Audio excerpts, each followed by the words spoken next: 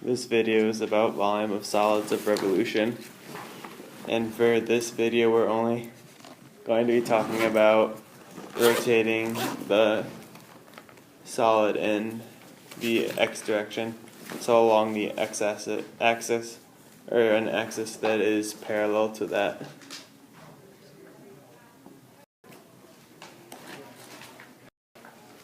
So when we have a graph,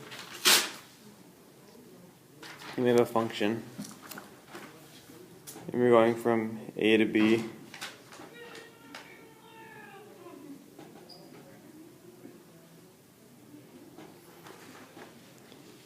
one thing that we might want to find is the volume if we take the area from A to B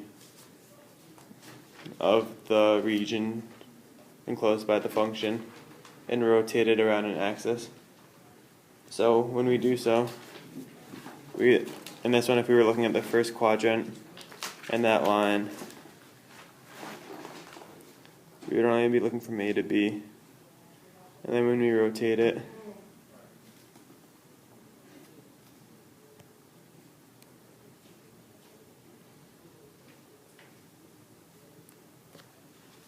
it would look like that. And then what we would try to do is find the area of this, or the volume of this cone in this case, or this new shape. So in finding the volume, we want to be as accurate as possible. So we're going to look at a slice of it.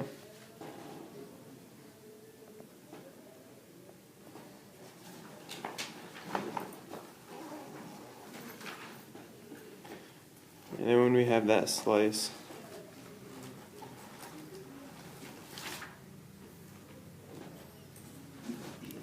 we want to find the area of this one slice. So we know that area is going to equal pi r squared. And to find the radius of this, it's going to be from here to there. And if we look at the original graph, we can see that from the center to the top is really just going to be the y value at this point. Sort of that x point is the radius is going to be the y value. So when we go to do it, we want to take an infinite amount of these slices and add them together from A to B, and that'll give us the most accurate area. So if we say that this function is f of x is equal to 2x, then we know that if we want to take an infinite amount of slices and find their areas and add them, we're going to use an integral from A to B of pi r squared dx. We know that we can bring the pi up front.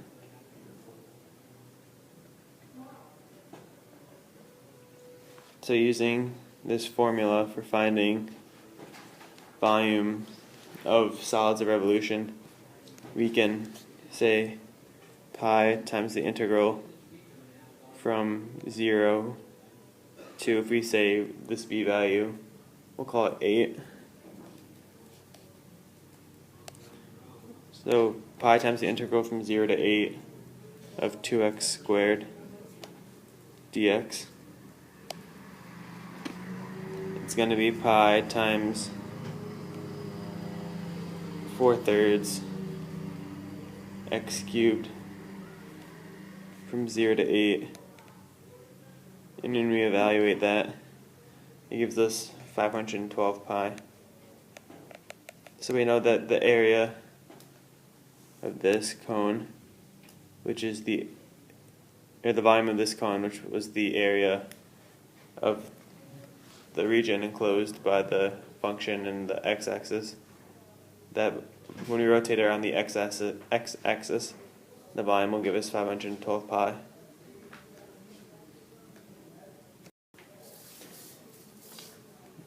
Sometimes it's not rotated around the x-axis. It could be around anything parallel to the x-axis, and also there could be more than one function. So if we have the functions f of x equals x squared and f of x equals x, the graph is going to look like this. And then if it says rotate around y equals -2, for example, when we're rotating it,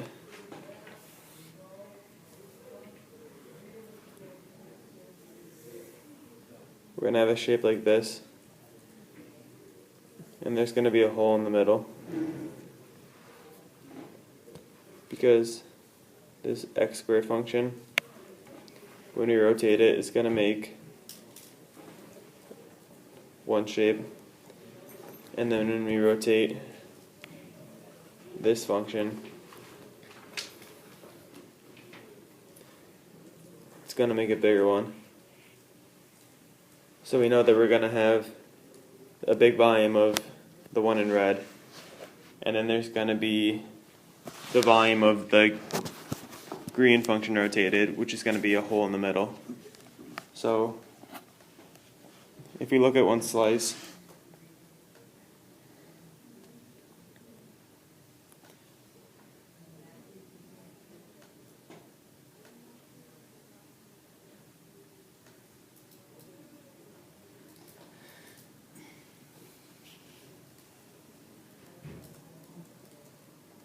it's going to end up looking like this. And the red function is going to have a radius of the whole thing, and the green function's radius is only going to be from the center to there. And then to find the area of what's shaded in blue, we're going to have to take the area in red and subtract the area in green from it. And then we want to do this an infinite amount of times from a to b. So when we go to solve this, first we need to find out what a and b are. So we have to set the functions equal to each other. And then we can divide by x and see that x is 1 and it's also 0. So we know that a equals 0 and b equals 1. So then we can evaluate the integral.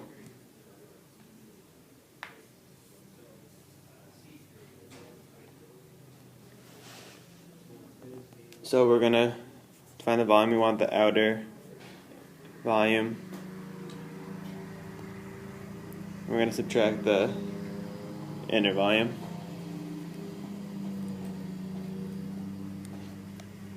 So we have pi times the integral from 0 to 1 of the, I want to find the outer volume, which is radius squared. And the radius is going from the line y equals -2, not the x-axis.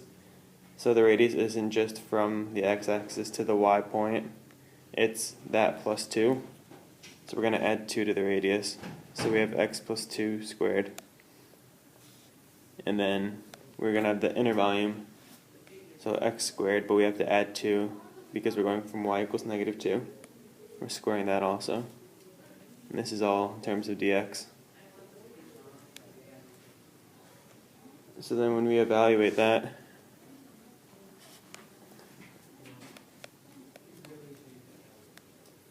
we have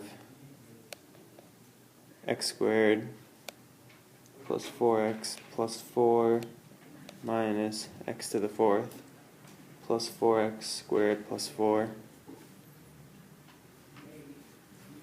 dx. And then we can say -x to the 4th minus 3x squared plus 4x dx. And then we have pi times -1/5 x to the 5th minus x cubed plus 2x squared from 0 to 1. And when we evaluate that, we get 4/5 pi. so that we know that the volume of the shape, or of the region in between the lines x and x squared, when we rotate that around the line y equals -2, that volume would be 4/5 pi.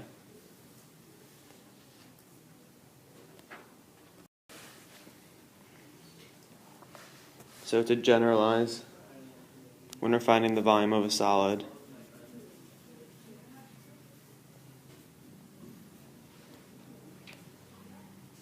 we're going to be able to pull out pi, have the integral from a to b, and the outside function, while we're going in the x direction rotating, is going to be the upper function.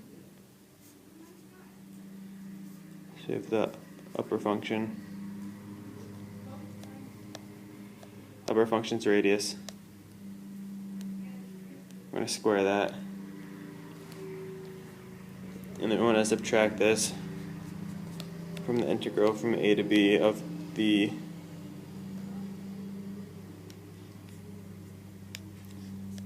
lower function's radius. And that's squared. So we can rewrite this as pi times the integral from a to b of the